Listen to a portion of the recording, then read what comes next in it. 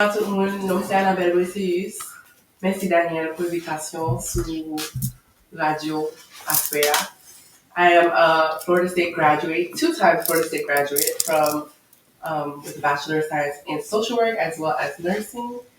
And today we're going to be speaking about all things mental health and well-being. Thanks again for having me on the show. Thank you. Welcome to the show. I think you off the limit when it comes to questions. I'm not gonna embarrass you, but we're gonna try to be fair. Please don't embarrass So I'm.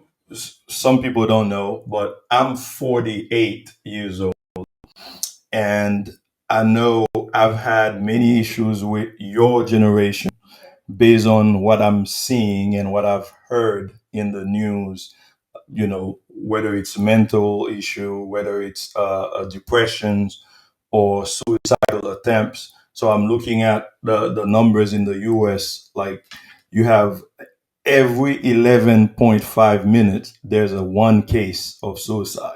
It's mind boggling. I'm just curious to hear what you have to say about that as a young lady, and I'm sure you've had many experiences, and to even go through life itself, going to college and everything. And again, congratulations on your bachelor's. It's not an easy feat, folks. To have one bachelor, it's already hard. To have two of them, so congrats on that. So give me your thought. Well, first of all, I want to say that I don't think suicide is something that is brand new in Right. the world. Right. I think that the numbers are rising and continue to rise, but I think it's something that's always been prevalent. I think that to understand, what it takes to get to the point of committing suicide, I think that's a conversation that we need to have. I think oftentimes, we see people in their everyday life. Let's take Twitch, for example, who just recently passed away. Rest in peace to him. If you don't know, Twitch is with Ellen. With Ellen, yeah. From the outside, he looked like everything was perfectly fine. We don't know what was going on in his personal life, but he looked like a very happy person. And then all of a sudden, he commits suicide. And to us in the public eye, we see it as something that happened so sudden. But I think that the conversation needs to start at what it takes or what goes through somebody's mind, or what are the challenges that someone is facing to get them to the point of where they feel like the only option they have is to commit suicide. And how can we, on the other end of that, be able to help that person before they get to that point? Because a lot of the times we think that, it's just all of a sudden, but I truly don't believe that that's the case. And I think that the conversation needs to start there. Okay. So in the DJ's case, do you think it's just showing the world that I'm happy, but deep inside there's so much going on? When you think about it with someone like that who apparently was so happy with his family and everything, dancing on Instagram and everything, and then boom, he's gone. Yeah. So. First, I want to say that I'm not a licensed professional, so I'm speaking on my own experience and my own opinions, just for like a disclaimer. But I think that another big part of kind of going back to the question that you asked before is social media. Yeah. I think that with social media, people are able to more portray that they're happy. But like I said, we don't know what was going on in this person's life. It's not something that happens overnight, or like you said, they're in your room and all of a sudden they just think, oh, I just want to die, and they commit the act. This is not true. Mental health is on a very broad spectrum. There's, you and I go through our own mental health, difficulties from time to time. But then there's people out there that have chemical imbalances in their mind, and it's like more of a biological thing. So I think it's important to see each case by case. I just think that on the opposite end, there needs to be more education on, from the supporters and the families about the signs of what to look for, because, not every case can be, something that you can save someone. It's not always going to be the case where you can save that person. Right. But I do believe that there is a lack of education when it comes to knowing what to look for in a person. It's not something that happens overnight. I'll tell you that for sure. But yeah. So as a parent myself, have had many conversations with youngsters. So I recently had a conversation with a 20-year-old, and what he was saying was that back then it was easier for me, right, growing up, things like that, right? But and I'm looking at now with the technology, a 5-year old already know how to manage a tablet, open an app or things like that, right? Growing up, I didn't know about that, right? So it was focus on your school, you go to college, you find a job, and you make a life out of it, right? So, but here, with kids that have all the support system, parents, both parents in the house, I know there's a lot of, single mothers out there or single dads, but when you have as a 20-year-old, when you have both dad and mom, right, and you only going to school, you're not paying for anything, right? Okay, it's hard for us, as I mean this generation, it's so hard that we don't know what type of job we're gonna get. The job don't pay, or you have to go to school. It's hard. But thinking about that mindset, the complaints, it for me it's annoying. Why? Because like I came here, I was 28 years old. So this is hard, right? So I'm going to start learning English 101 at 28 years old, right? People here, like youngsters at 18, is already graduating, probably with a dual enrollment, right? So now I'm starting from scratch.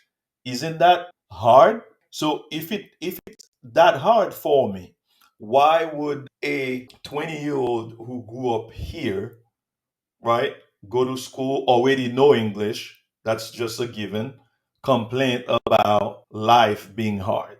What do you think? So this is something that I've thought about a lot as well in my personal life.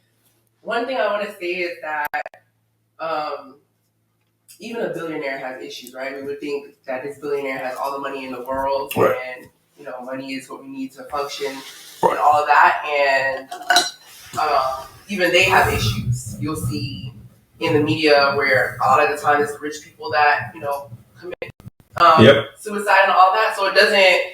There's no class or gender or specific person that is targeted by feeling that way. I'll start there. The second thing I want to say is that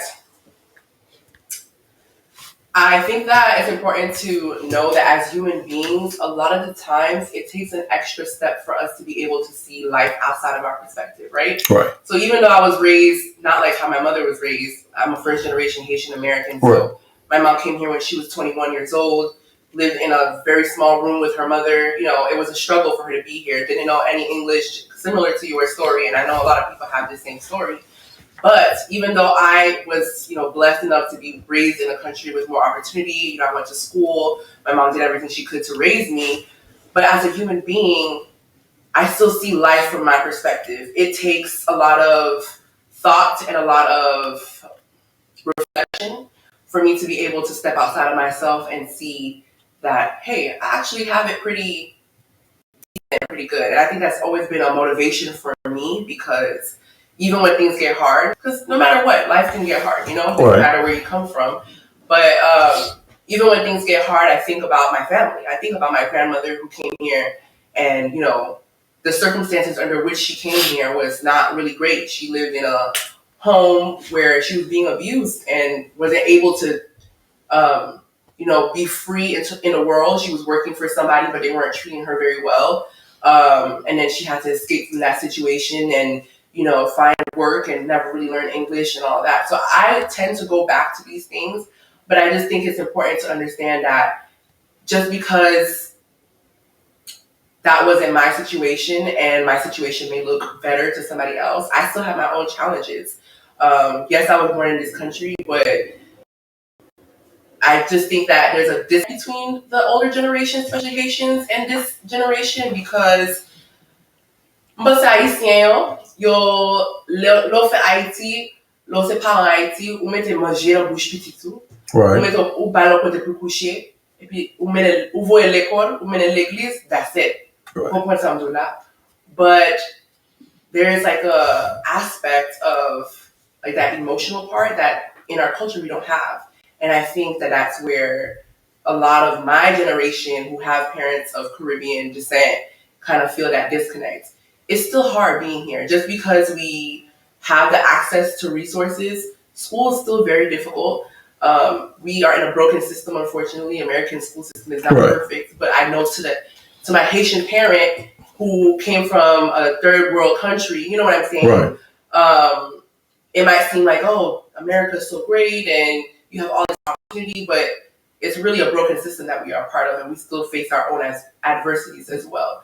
So you think it's okay for a young person, even if you live here, you under your parents. I mean, regardless, if you're not like in the life that your parents are, like going to work, the 8 to 5, right? The going to school to get a degree, to get a better job, all those things.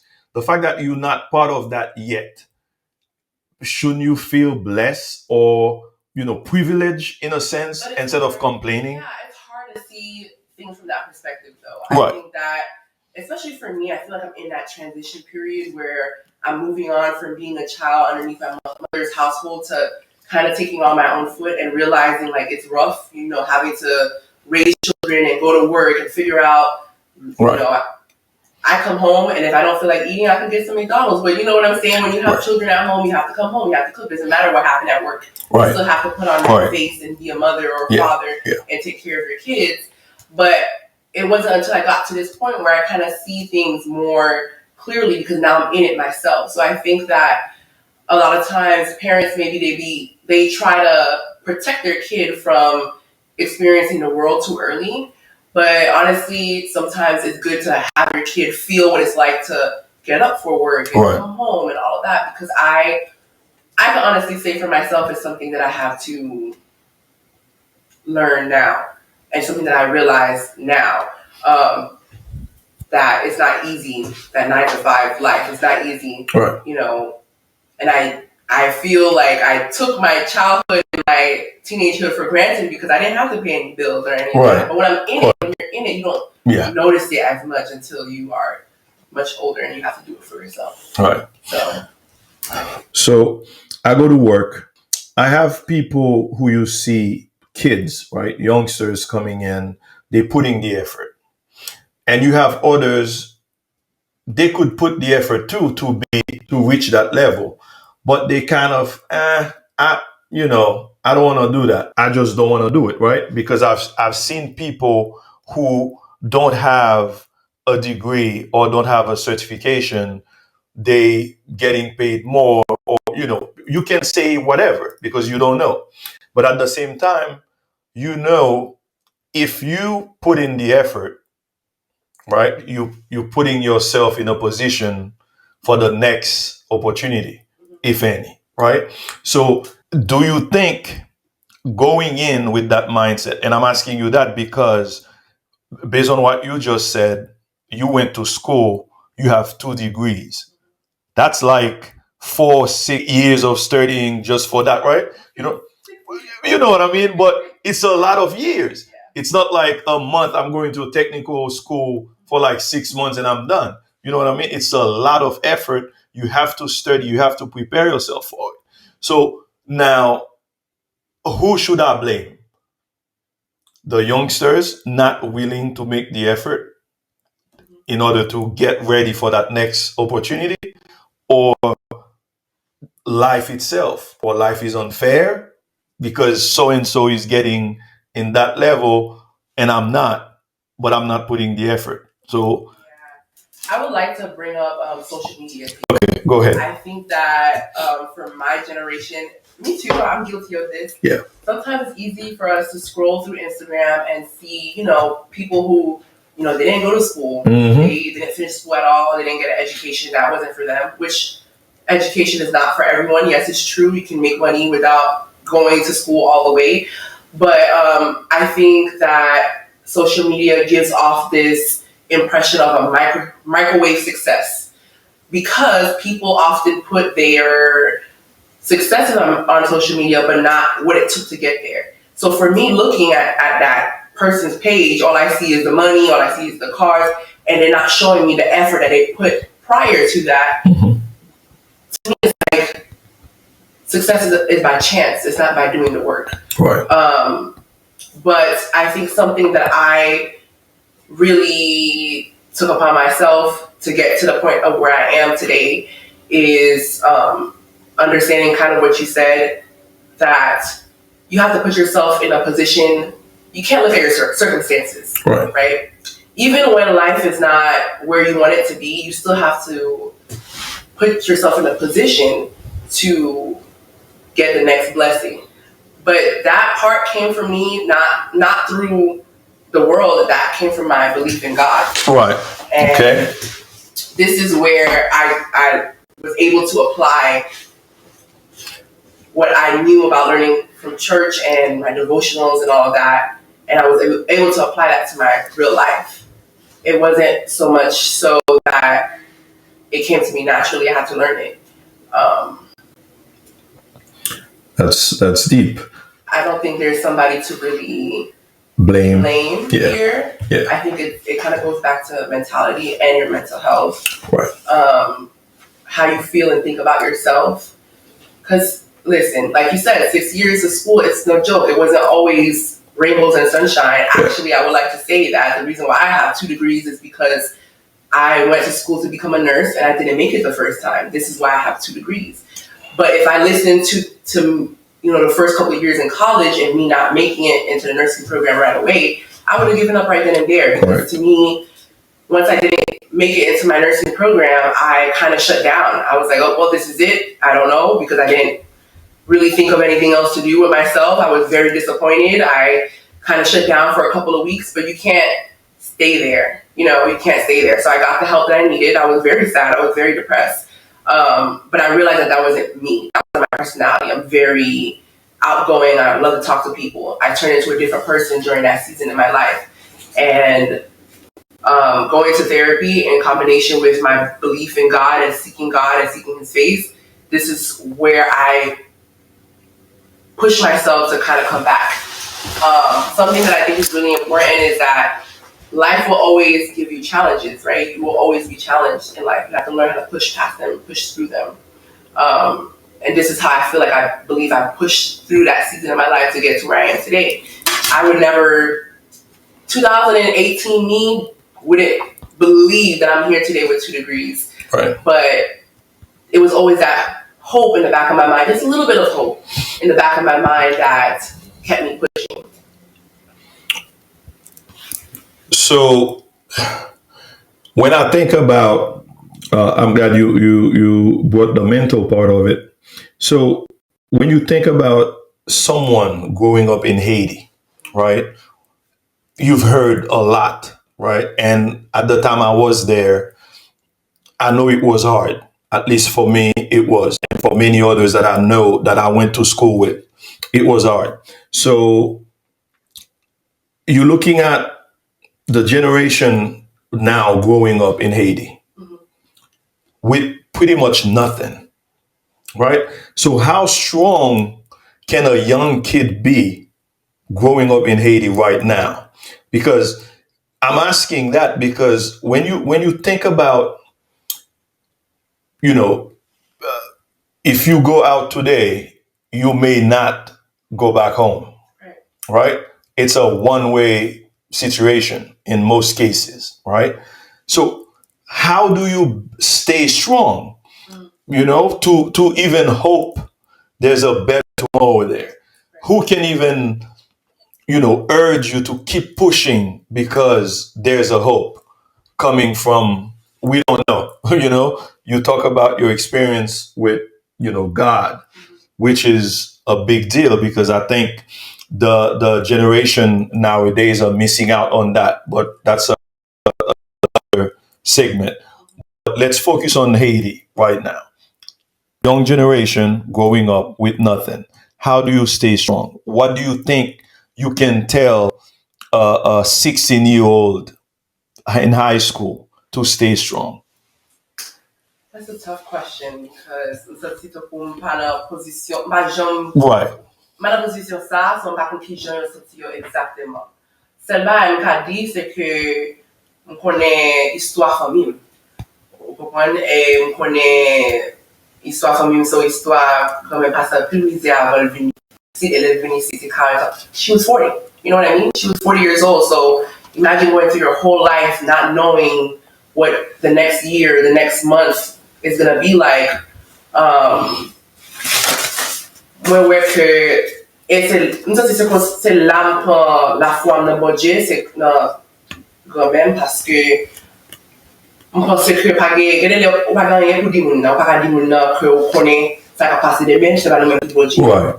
But go bay nan moun nan ou la fwa ki fel kontinye, di kon tout bay jou pa jou, paske se sa ka fe. Pa di gomen pa soufri an pil, but c'est pour garder histoire dans le monde. Inspiration is a big thing to me, yes. You know? I don't think that any one of us is more special than the other. I don't believe in luck. Right. You know what I mean? So to me, if somebody achieves something and, you know, I like what they achieved, I'm inspired by that, I just kind of ask myself whether this is aligned with my personal values, and I kind of follow that person. Listen to them, listen to where they think mentally. So, pour tout moun ki Haiti yo, ki do an lajman, PPT pasem, m'pense ke se o moment vreman difisil pou yo nan peyi ya, m'baka di m'kompren paske, completely paske m'konen m'pa jom pase nan baye sa yo men, but m'pense se pou wè ke gen lot moun ki soti nan menm sityasyon a, ki paske yo they believe in themselves, they continue to believe in themselves. Right. Ultimately, it all worked out for them. Right. Nobody has the answer for tomorrow. Anything can happen to us at any moment in time. Even the people who are successful right now, they, work for their success, true, but anything could have happened. We are not the ultimate end-all, be-all. So I think that's where I also find a lot of my inspiration is through listening to those stories that my grandmother have always told me, because I know it's a different Haiti now, and maybe things are a little bit rougher from what I've understood and the state of the government over there, and life is just really rough in general. But my family didn't come from a lot of money, very humble beginnings. So I think also as parents here in America, you need to teach our children about it. I think in Haitian culture sometimes we are kind of closed off. Right. But it's very important to do that, because les mamans ouvertes or her emotions to me, she pardon quoi là oui. Y a comprendre. Les mamans a dit l'histoire yo. Les gars même a dit l'histoire yo. It doesn't come very often, but when they do tell me, I listen, because I realize how tough it was for them and how they persisted and just continued to push on. And ultimately, like I said, I'm a Christian. I believe in God. So ultimately, I believe, God handle the rest. You meet him halfway and he will handle the rest. So good, very good. So before I take a pause here, I want to ask you this. With all we just covered, when you look at Haiti, the generation growing up, mental issue, depression, suicide, those things should have been pretty much inevitable, I would say, right? Parce que y a passé toute qualité misère, toute qualité tension, moun ap mouri devant yo, y a poué cadavre à droite à gauche, yo pa ka l'école bloquée, tout jan le ba ça. Yet they still trying to stay, positive regardless, right? Don't you think mental depression and suicide should have been the number one situation for them in those circumstances? Yeah, but this is a very good question, but I think that a difference is not that it doesn't happen or that Haitians don't experience those emotions, but we don't talk about it. Okay? in our culture, even if we know somebody maybe who commits suicide, it's like a taboo. It's an embarrassment in some situations. Or whatever.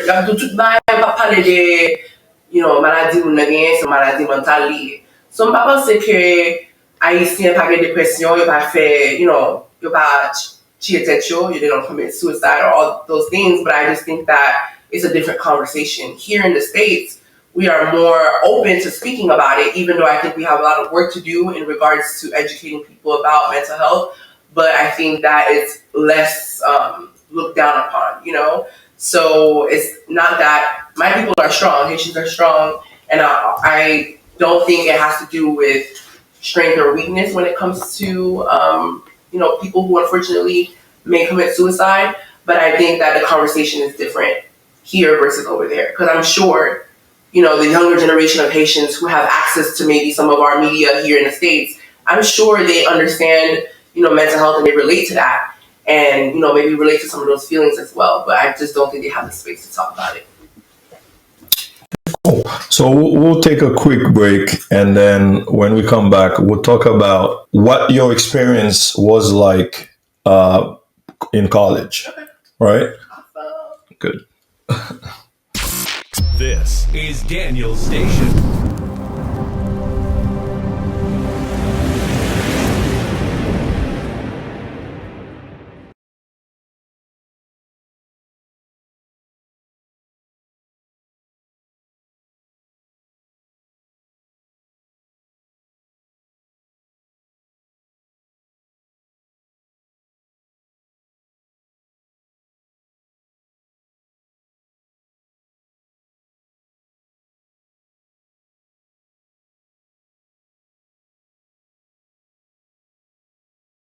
Watch Daniel on his YouTube channel, Daniel's Station, every Monday at 9 p.m.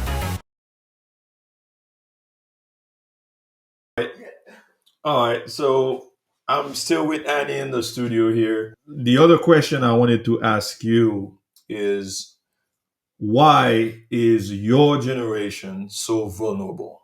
I didn't want to use any other words but that, because I feel like whenever they can see the big picture, it's more like a struggle. Someone gave me this book recently, Think and Grow Rich. There, I found 6 steps every person should take, I would say. So it's like, if you want money, you cannot say, "Oh, I want a lot of money."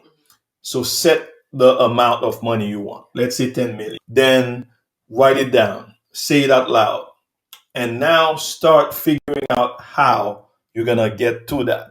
Everything about it is in the book. Now, if I give it to you and you're not reading it, so you will never know about the content.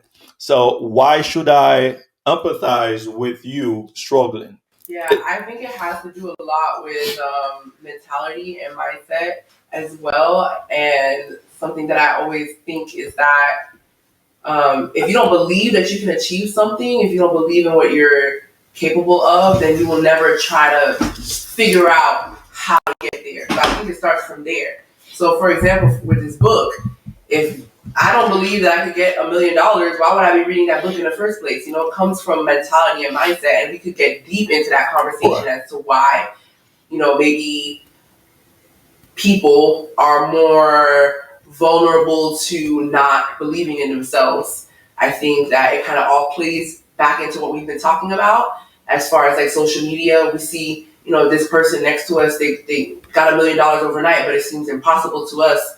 But we don't see what they went through to get the $1 million.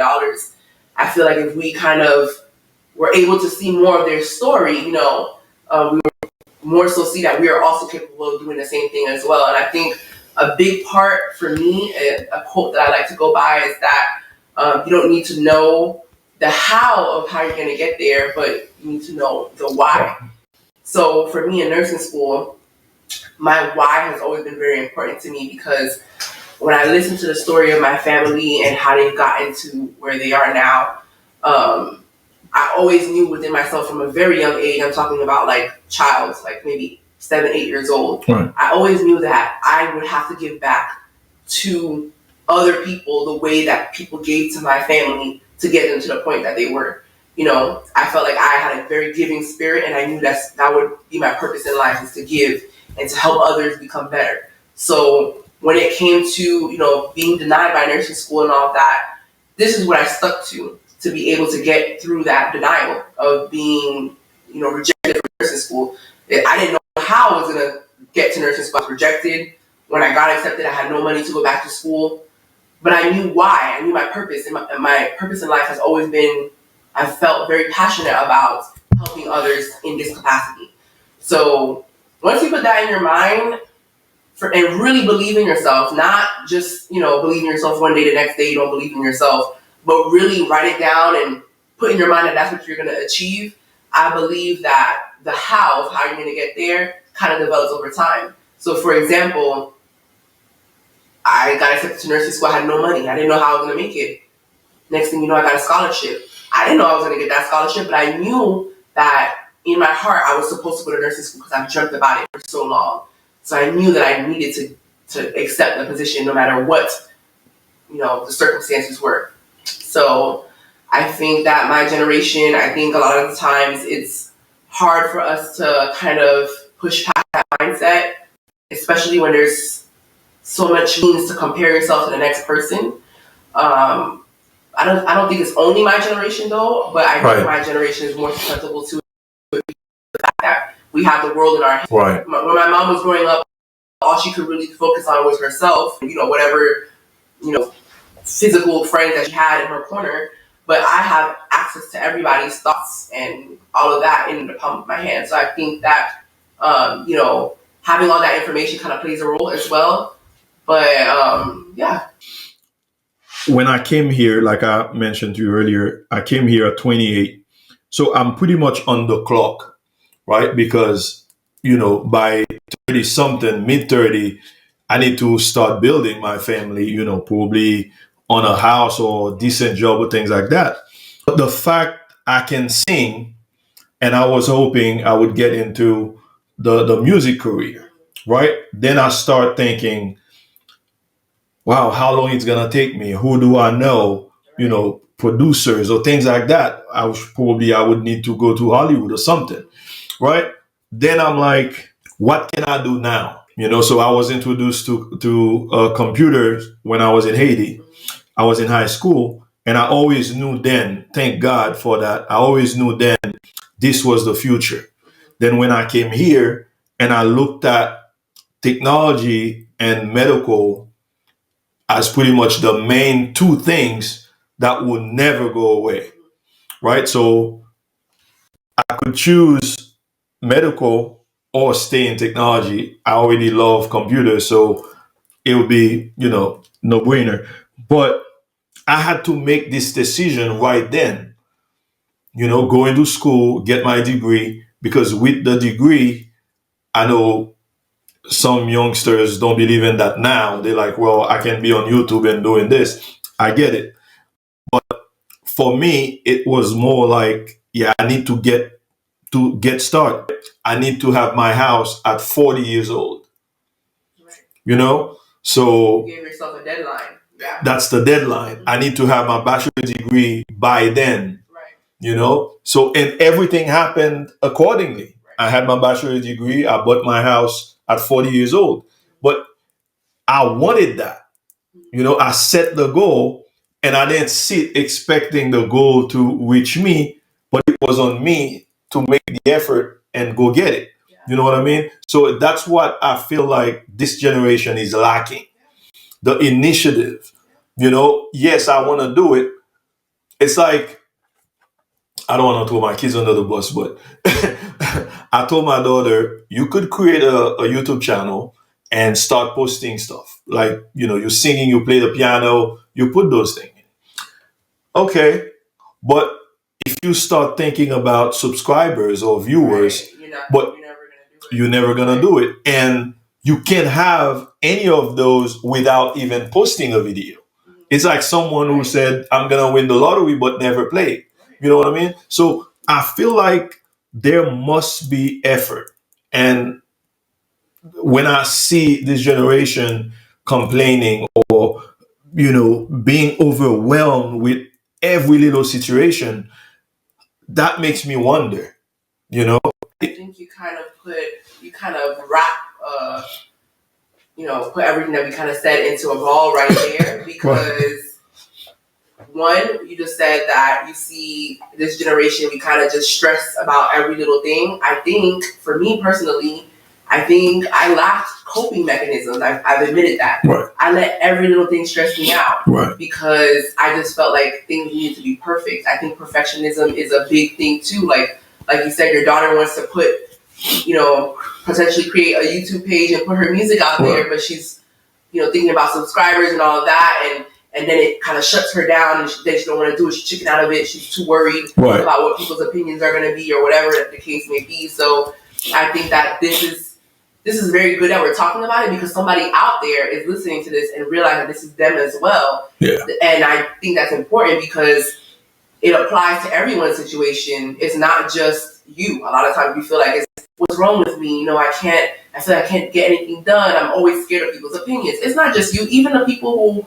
become successful have fears. Yes. Even the people who are, what we highlight and we think are the greats now, they had their own doubts, but they just didn't let that overpower their will for, you have to take a chance, like you're saying. Who knows what this station is going to turn into, but you have to start somewhere or you'll never find out. And that's what I cannot live with. I cannot live with not trying. And then never finding out whether it was going to work out or not. Because I feel like I would always have that in my mind. Man, what if I applied to nursing school? What if I applied to nursing school? So that's a big thing for me as well. So I think that's really important that you bring that up because I think that is a big part of why people my age struggle as well. So how do we solve that? Because it's a big deal, right? I know people go to therapy, they trying to sit down with someone to have a conversation, but what can we do? Because let's say someone reach out to you now and says, hey, I watch you and I feel like I should talk to you about this. Do you think anything you may say or going over your experience again can help? Or, for me, it's more like usually my wife would say, well, you keep telling the kids the same thing over and over and over and over for many years. What's the different approach? What I usually say is this: life is real, right? Whether I explain it to you 10,000 times, you young still, but you're gonna get to that point where you're gonna face life, right? So you may hear me from the distance. I may no longer be here, but you're gonna face it. So for me is, at what point do you put that, like you force that message in? I don't want to use force, but it's, how do we solve it? So I think for one, there's a good point that you say you don't want to force it because you cannot help somebody more than they want to help themselves. Correct. Ever. That's period. You could only meet people where they're at and support them where they're at, and then through that they might feel encouragement by themselves, and then they, you help them along as they become more encouraged themselves. Cannot force somebody to do something that they don't want to do. I think that having conversations like this, and it's part of why I agreed to come on your show tonight, is very important because, especially in this country, when as a Black woman, there's not a lot of Black women in my position. We are the minority, So yes, I can listen to somebody else that doesn't look like me speak about their situation, but as human beings, we want to relate to people. So I can listen to somebody who doesn't come from my experience talk, right? I can listen to talk, but it's not going to resonate with me as well as if I see somebody who's Haitian, who's from first generation family, who comes from a single parent household. It's not going to resonate with me as much as if I see somebody that comes from the same background as me speaking about their experience, and then I feel inspired because I'm like, hey, this person is very much like me. Why, if they can do it, I can do it too. That's why I feel inspired. So I think it's all about just facilitating more conversations around this. When we think about the history of, Black people in this nation, we haven't always had the opportunity to put ourselves out there as much as, people of other races and backgrounds as well. So I think that, continuing to speak about our stories and making ourselves vulnerable to other people in a sense where we are not afraid to share our hardships as well. It's not all about the successes. You have to share the hard moments so that you can inspire somebody else who's in that hard moment as well. So, yeah, that's key. That's key. So inspiration, yes, that's a big thing. Yes, it is a big thing for me. It's been a big thing for me too, because I usually look up to anyone that is successful. It doesn't matter if you're a kid, if you're young, if you're old, I don't care. If you're doing something positive and I can learn from you, yes, I'm going to look and go from that point on. So that has been my, motivation since I was in Haiti. I used to work for a radio station. Then I worked for a banking institution. And from there, I've met young people who were managing me, right? And I'm like, okay, you pretty much same as me. Why, how did you get into that position? What did you do? Then I realized some of them came here and went to school here in the US. I'm like, okay, so that's what I need to do. So it's like being, see the bigger, see further. And you mentioned that you don't know how tomorrow gonna be. You don't even know if it's coming, but you living for today. But you still have hope, though. Hope that you can achieve things. So inspiration has always been a great asset for me. The other thing you mentioned, as a Black lady, you said we are a minority, and I personally have an issue with the black white thing, right, in this world. You know what I mean? No, because I usually say that to people. You bleed the same as me. I don't care if you're white, if you pink, we bleed, right? We have migraine. We have, all those things. So we human. We go to the bathroom, we eat, we feel pain and everything. So why is there a white and a black and another, you know what I mean? So why? And this is something I feel like it's bigger than all of us. And it cannot, I'm saying it cannot be fixed, not because I don't want it to change, but it's mostly because I don't see people willing to make it different.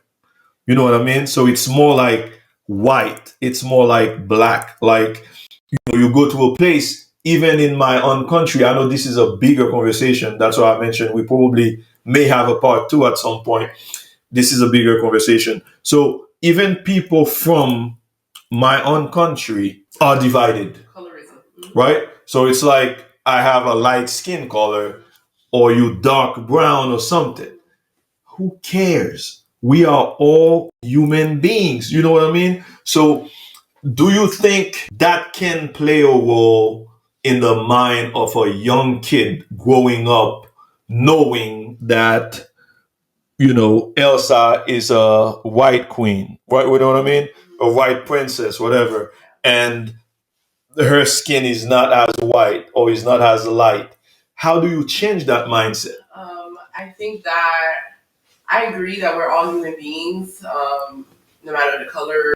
We're all capable of, the same things, but we can't not acknowledge that racism definitely exists and that it plays a role in our world, because I just feel like because of my race, I experience different things. Because I'm Haitian, I experience different things. Yes. From a person who is of a different race, who is of a different culture. And those experiences is what I feel like are important to be represented.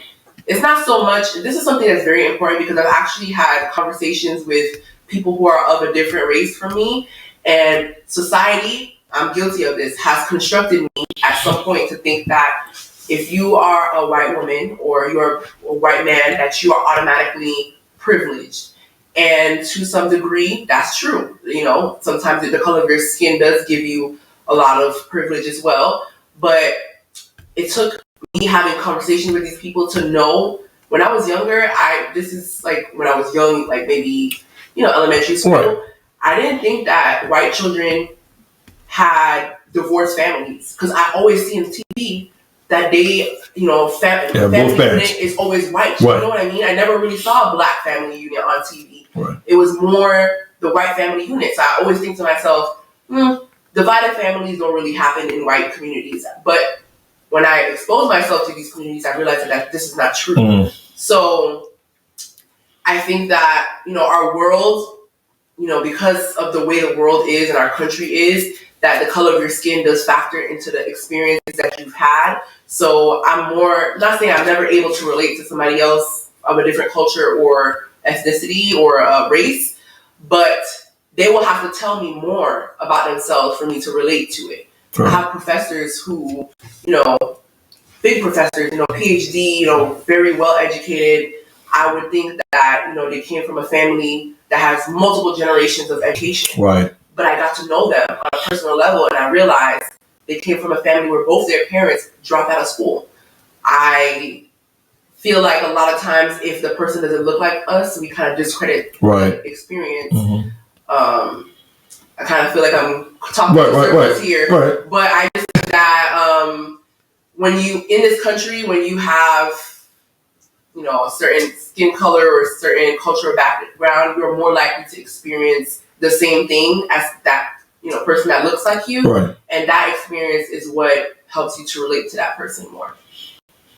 Right, but can we change it from the household itself? Yeah, because we're raising kids. Yeah. Like a 5-year-old wouldn't know, or a 4-year-old, right? The best thing to do is just to have your child be exposed. To expose them to different cultures and different races and all of that. Because some people, I moved from Brooklyn, New York to Vermont, Florida. Brooklyn, we are very diverse. I've seen people of almost every nation. Yeah. And to me, it doesn't bother me. Like, if I see somebody with their turban on, or I might be, using the word wrong here, but if I see them in their traditional dress, face completely covered, I don't know what that's called, but if I see that, I'm not alarmed by it, and I'm not, looking at them or have never seen that before because of where I came from. Mm-hmm. When I moved to Claremont, Florida, people didn't even know what Haiti was. Right. So this is, you know what I mean? This is something that you have to realize. There's some people in parts of our nation that they don't have exposure to anybody else but people who look like them and come from the similar background as they do.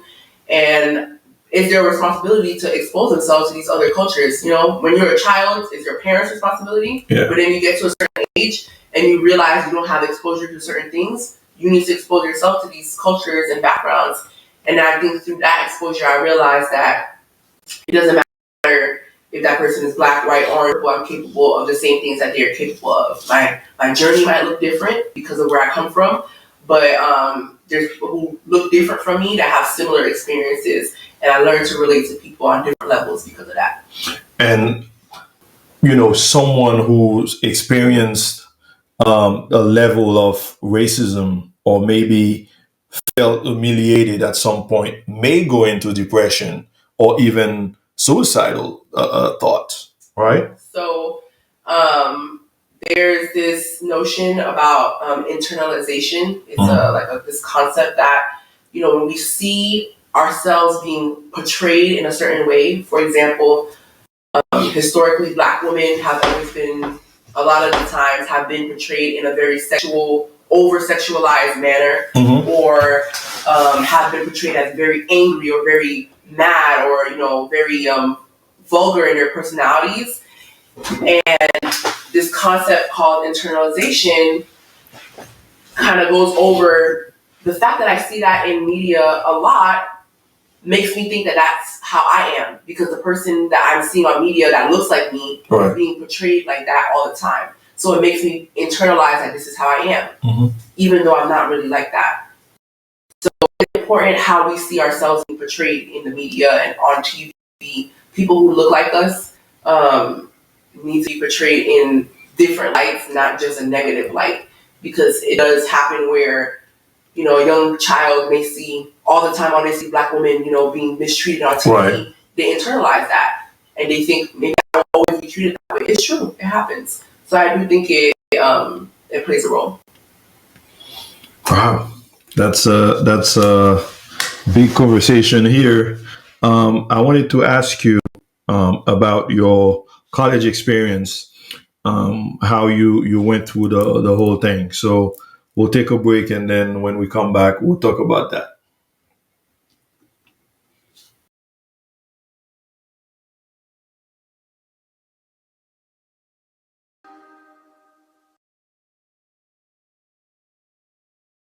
All right, Annie, we are back.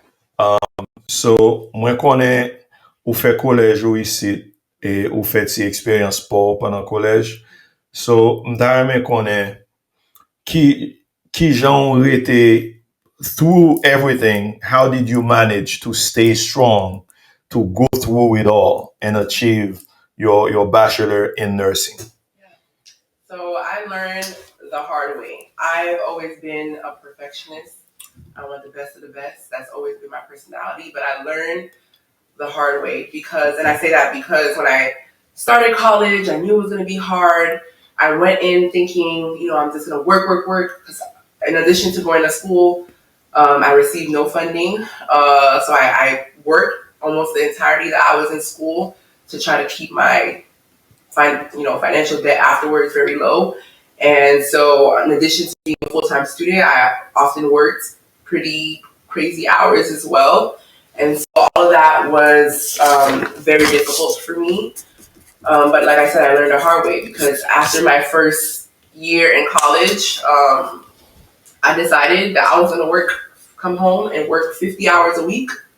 No good. To try to earn some money to go back to school afterwards.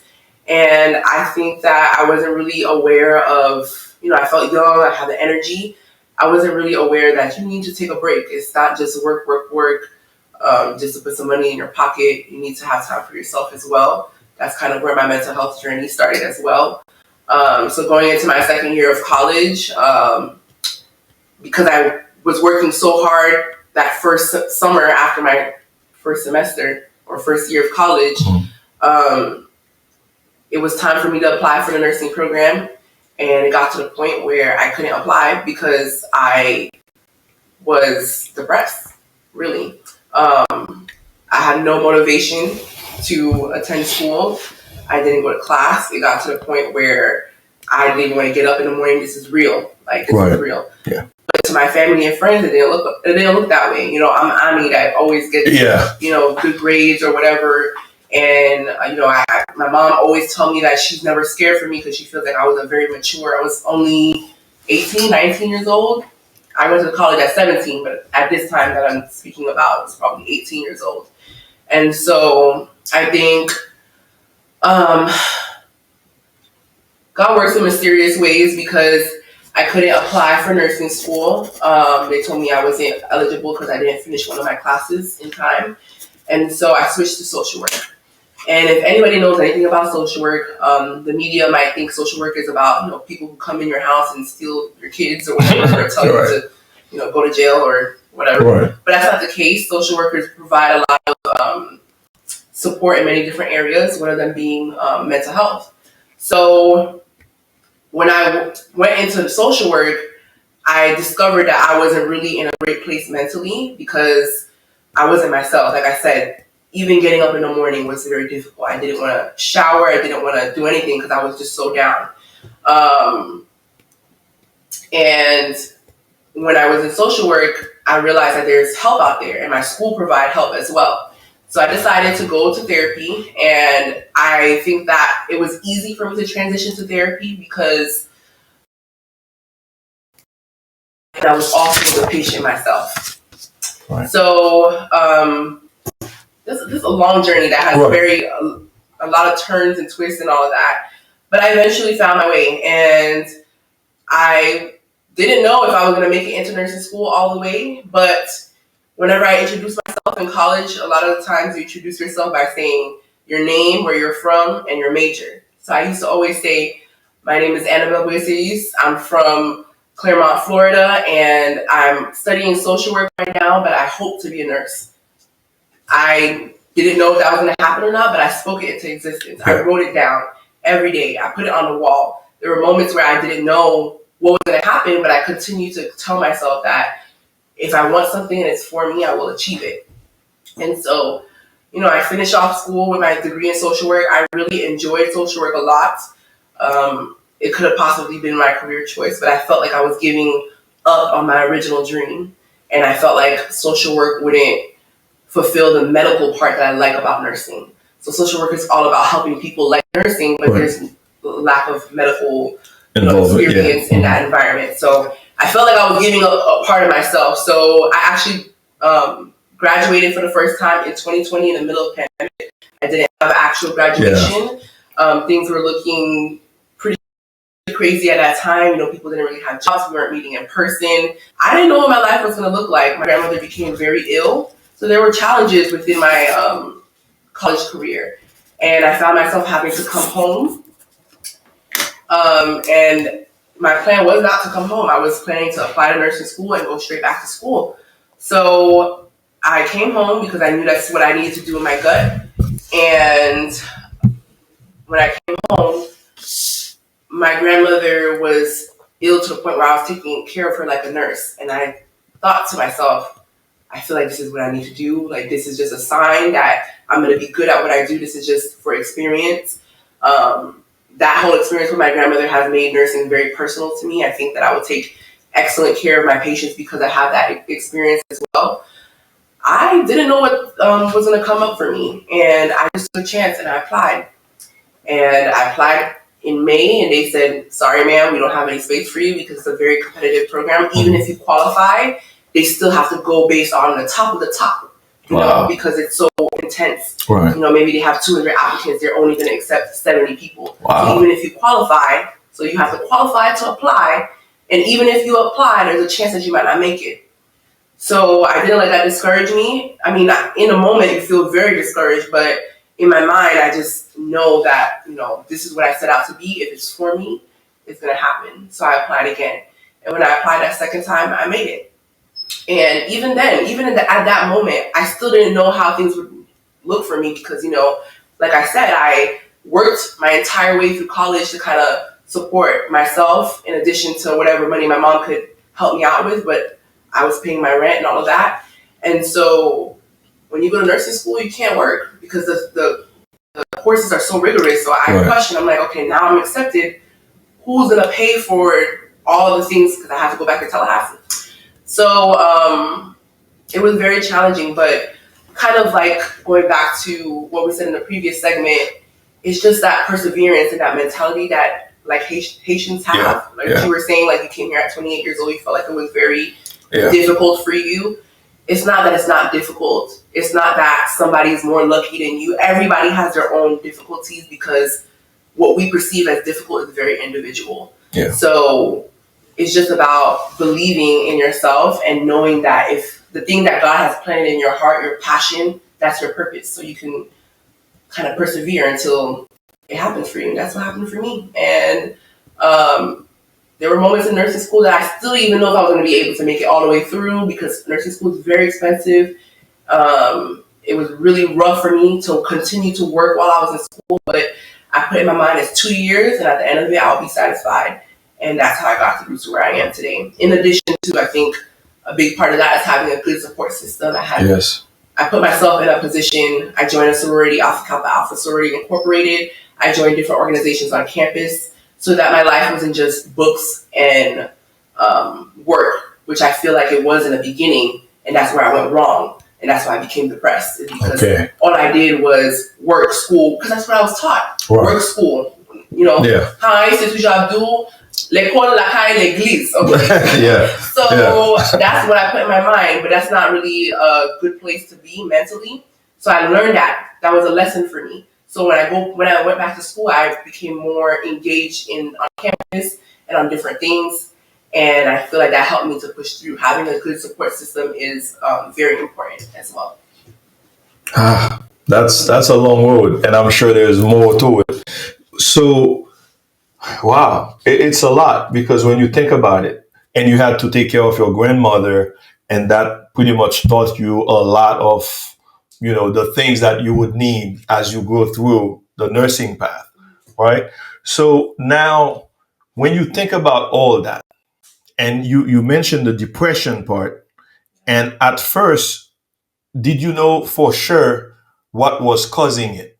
Because at least you overcame it at some point, right? But you didn't know. It just happened.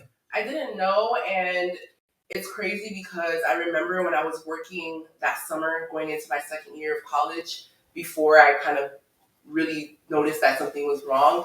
I remember I was home, and one day I was just so stressed out about how am I going to go back to school? How am I going to make everything work? I had a panic attack, and I was at home. I didn't know what was going on with me. I was about to fall asleep one night, and I woke up and I was just hyperventilating. I was crying. Nothing happened. I was just in my room, in my bed. Nothing happened.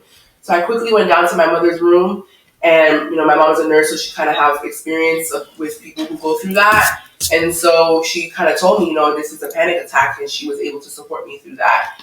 And so you would think that would raise a red flag that, hey, Anabelle, you need to slow it down. It didn't, because I wasn't educated in that sector. It wasn't until I really started my social work program when I was denied my nursing school acceptance. When I started a social work program, they teach you about the signs of depression, what it looks like, how it could manifest in different ways. And I kind of realized, I said, this is me. Things like not being able to get out of bed.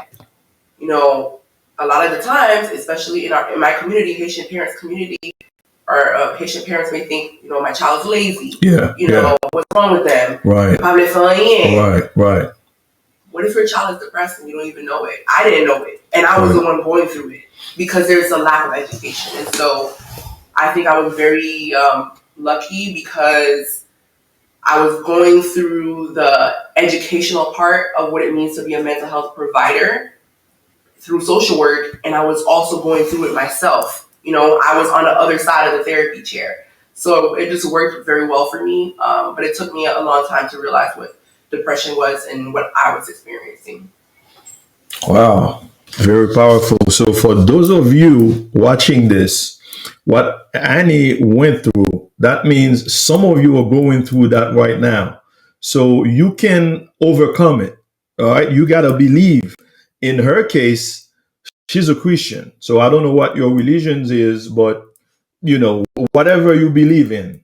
All right. So you got to have faith and keep pushing, because if she did it, you can too. All right. So Annie, you mentioned something interesting there. So when you went through the depression, because you said you didn't even know, it's just out of the blue. So with my own kids, I think I experienced that during 2020. COVID hit, and for me, and I'm not saying that just to brag about it or anything. Never once I felt depressed or kind of stressed. I always tell my kids, you know what? I don't have time to be stressed, because if I'm stressed, you guys cannot be here. You know what I mean? So it's just, I don't know if it's me not putting myself in a mental state, or, and it's not even a choice. Like your case, you didn't know. It happened. Thankfully, you had your mom there. Now, for someone that in that same situation but doesn't have a mom there to go through, trying to explain this is how I'm feeling today, do you think that may have played a role, to the high cases of suicide we have in this country? So I think that having a support system and people who know how to, let me start by saying, not every case is going to be a case where we can save somebody's life. Right. If this happens, it's just an imperfect world that we live in. But I think that having a support system who listens to you, also knows, how to express empathy and to step into your shoes, even if they don't know what it feels like to go what you're going through, that they can at least be there to support you.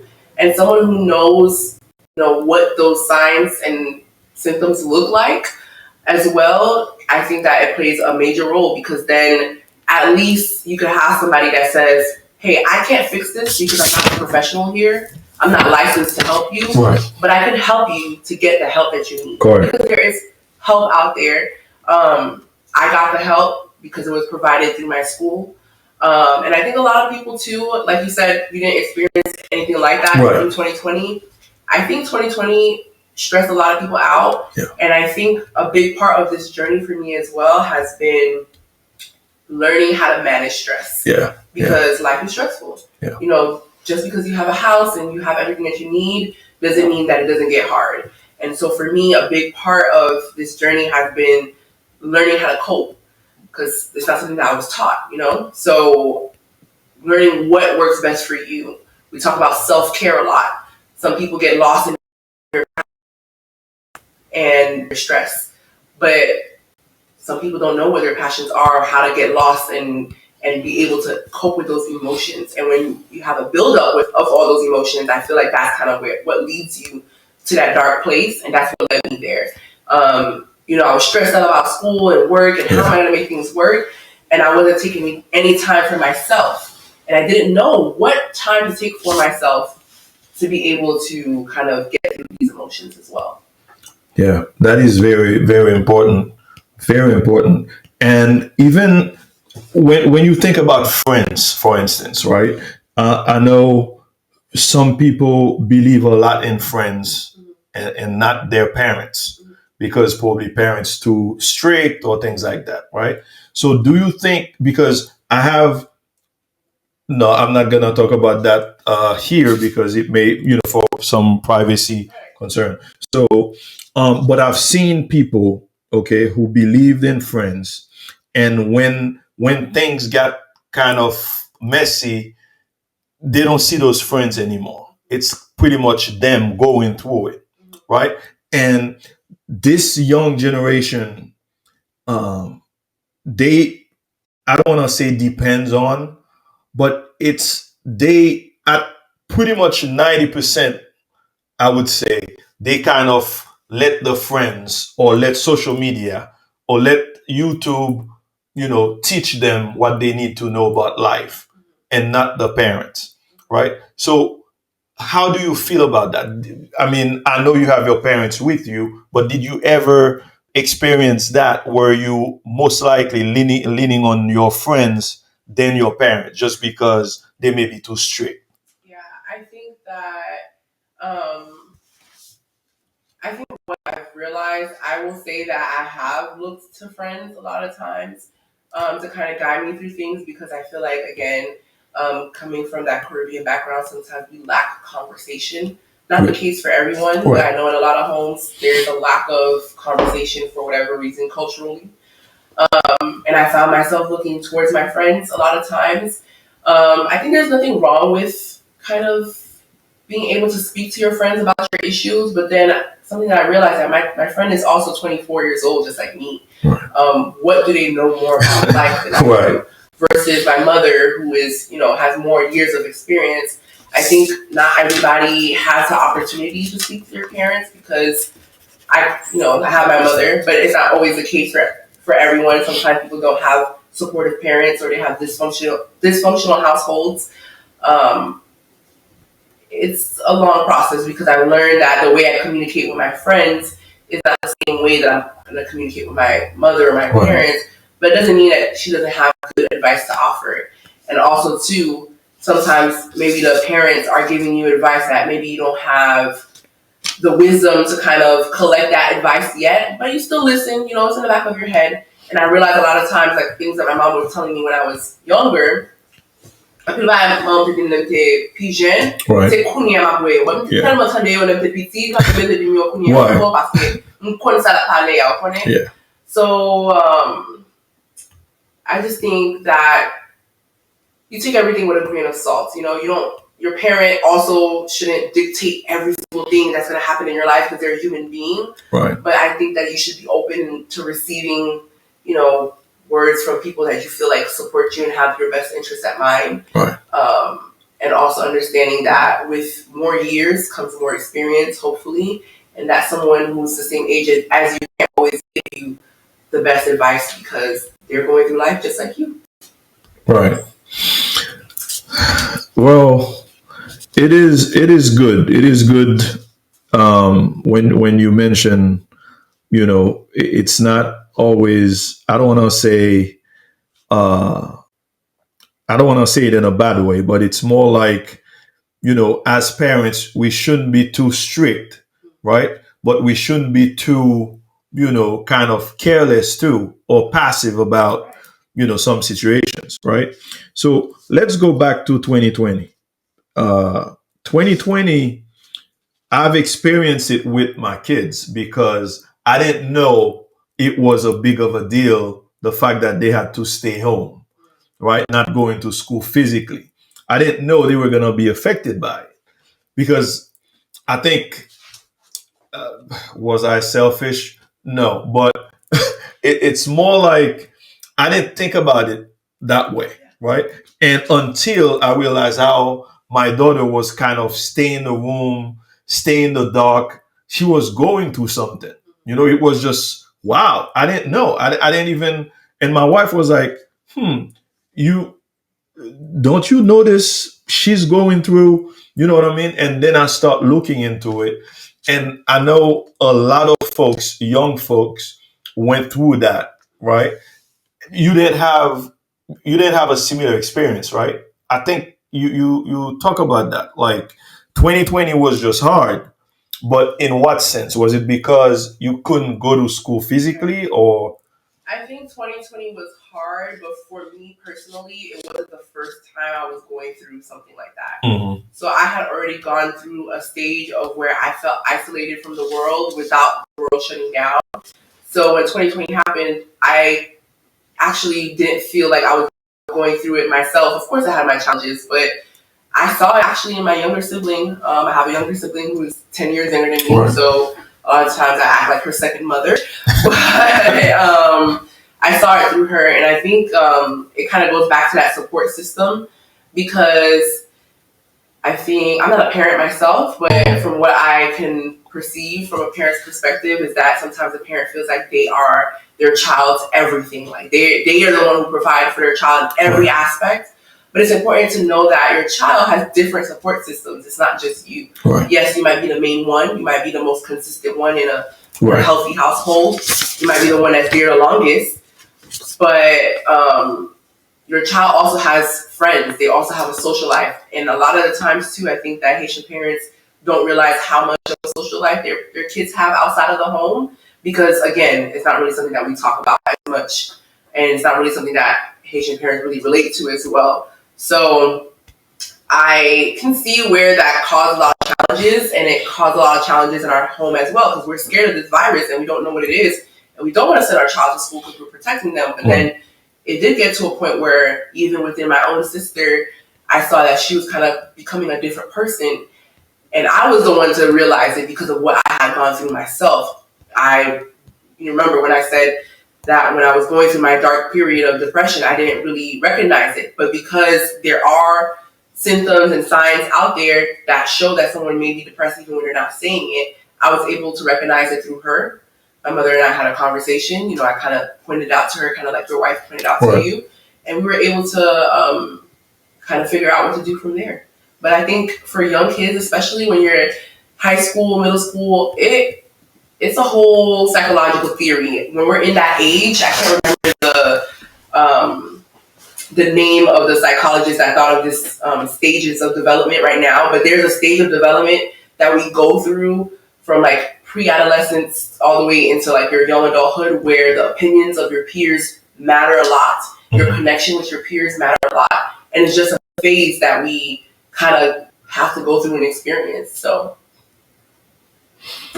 well, the young folks that are watching this, okay, what do you think you can tell them in terms of, because of course they're going through a lot, right? It's not 2020, but they still facing challenges, right? Some things they don't have any idea.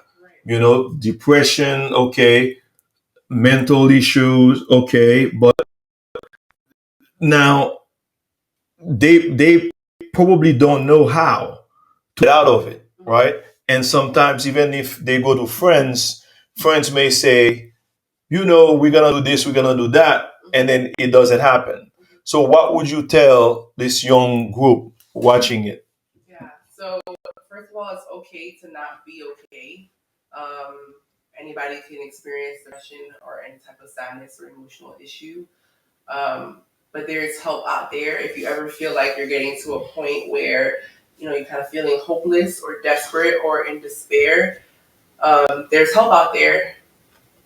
We have different hotlines that you could text and call to kind of connect yourself to some resources. For us in my home, I remember we connected my little sister to her at home or at school counselor. For me, when I was in school, I connected with a counselor as well. And so, there's a taboo sometimes behind seeking therapy and all that. But I think that you should really try for yourself to see what therapy is like. And also, if you feel like you're not getting the help that you need from one therapist, you can always go to another therapist, because everybody is different in the way they manage these things professionally as well.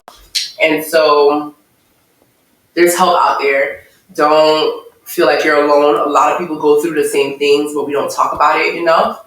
Don't give up on yourself, because I promise that there is hope if you could push past that point in your life. Okay, good. So with that, it's yes, they can believe there's hope, right? And do you think? I believe you mentioned social media at some point, and based on a conversation me and you had off the record, I believe you said you don't watch TV, right? So, or maybe not as much, right? As so, do you think TV plays a role in what we've seen with this young generation, or why didn't you watch TV? Yeah. As So I feel like I didn't watch TV because I didn't really have enough time to watch TV. But as far as social media goes, I do feel like it, for me personally, I think it plays a lot on my emotions. You'll see that, like, currently I've deleted my social media, my Instagram, very recently. And a lot of the time when I feel like I need to, like, just be in my own world, I will kind of fall back from being on social media, because I think it plays a role on me. Sometimes maybe like I'm sad or whatever, and I'm looking at everybody have fun, and that makes me even more sad. Or a lot of the times it's comparison. Maybe someone is at a phase in their life that I feel like I should be at, and you see it right in front of you. You can't turn away from it. But I kind of feel like I lose myself in the social media as well. Sometimes I deactivate my social media just because I feel like it's a distraction. Like, I could have woken up in the morning and went to work out, but instead I spend like 3 hours in my bed scrolling. So it's different reasons why I delete it, but I think that ultimately it does play a role for me personally, on my mental sometimes. And I just know when I'm getting to that point that I just need to take a break, and then I come back later. It's okay to shut it down. Social media is not real life. Like I said earlier, a lot of the time people post their highlights and successes, but they fail to post the bad moments. And I think that's a very important point, because a big part of going through, like, maybe kind of like struggling with your mental health is feeling the only one that struggles with your mental health. And that is a terrible feeling, because then you feel like something is wrong with you. Right. Nothing is wrong with you. A lot of people go through these things. It's just not highlighted on social media. Even the person who's having the most fun on social media has bad moments as well. So I think that it does play a role, especially in my generation and younger, on our well-being sometimes. But I think that we should know when to take a break, and also an account that makes you not feel good about yourself delete, unfollow them. You don't have to look at that account anymore. So just knowing your limits and knowing when to shut off that telephone and kind of connect back into the real world.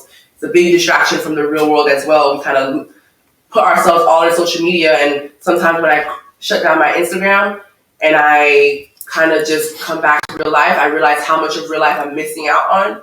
So I think it's always good to kind of take a break from that and realize that it's not real. A lot of it is not real. Good. Awesome conversation.